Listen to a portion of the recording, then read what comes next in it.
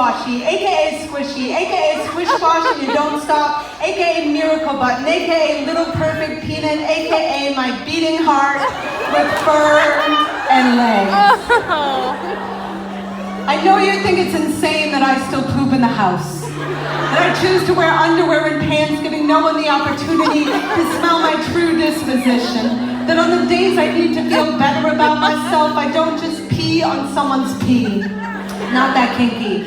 Don't worry. I am not fooled by my thumbs.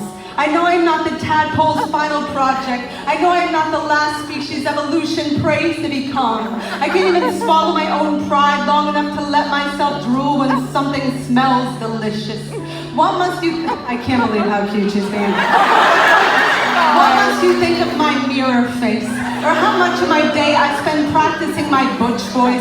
My baby, I'll fix your carburetor with my toolkit voice when you know full well there's nothing in my toolkit besides a massive collection of self-help books that have helped me do nothing but feng shui the skeletons in my closet. Don't you just love how that femur accents the sofa set, Squash? I'm sorry, I cry every time I take you to the vet. I'm sorry they take your temperature like that.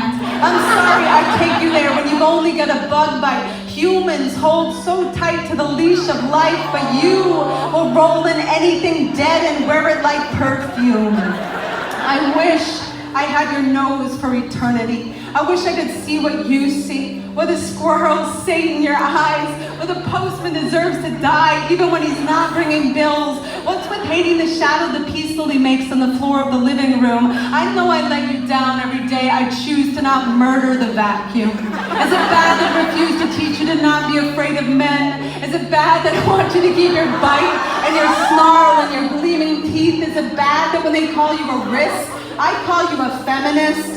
You'll never make fun of your friend Chloe's underbite, or your friend Willow's limp, or your friend Harvey's past trouble with the law. You never criticize me for being too uptight to let my hair down, even though you can let yours all the way out, all over my black hoodie, my black pants, the couch, the car, the chair.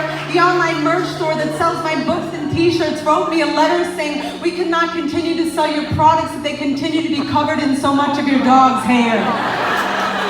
I just assumed anything covered in you would increase in value.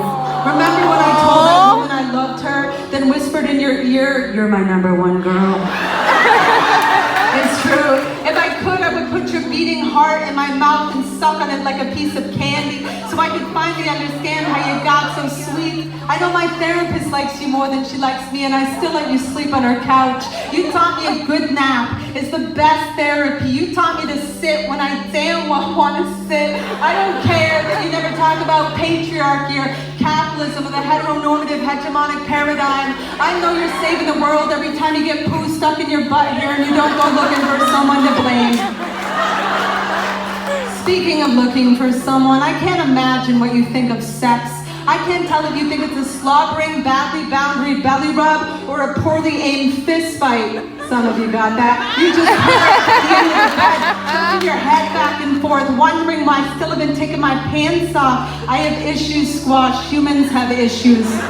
We dig holes to bury our own hearts. We chew on our own bones. We escape the predator but still can't shake them off. So some of us, we wear our own bodies the way your friend Berlin wore that cone around her head. Remember? So embarrassed. But I never had a better teacher at engaging my own spirit than you. Never had a better reason to stop playing dead than the day I saw your face at the shelter.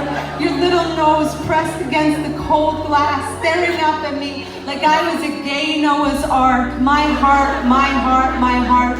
Every time I give you a treat, you run around the house looking for a place to hide it till you finally come to where I'm sitting and hide it directly under me.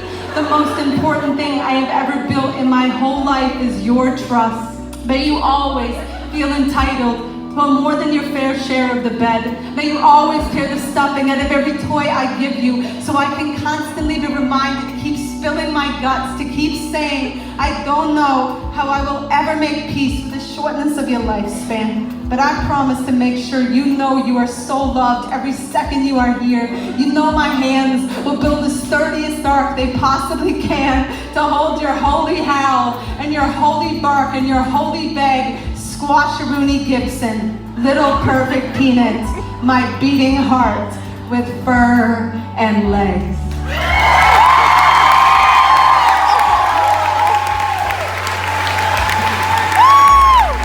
This dog has no stage fright at all.